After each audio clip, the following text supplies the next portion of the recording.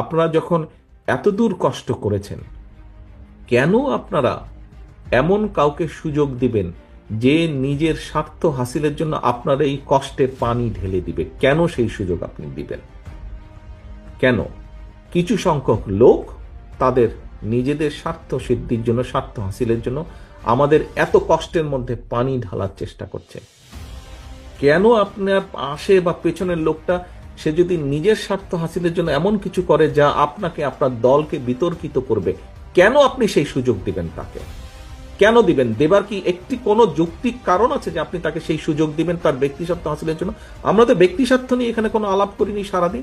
কেউ কি কারো ব্যক্তি স্বার্থ নিয়ে এখানে সারাদিন আলাপ করেছেন? কেউ ব্যক্তি স্বার্থ নিয়ে আলাপ করেন? প্রত্যেকে আপনারা দেশের মানুষের জন্য সারাদিন চিন্তা করেছেন, আলাপ করেছেন, কথা বলেছেন। আপনারা একটি কথা আপনারা বলেন যে ভাই, মানুষ বিএনপির দিকে তাকিয়ে আছে। ইয়েস, মানুষ যদি বিএনপির দিকে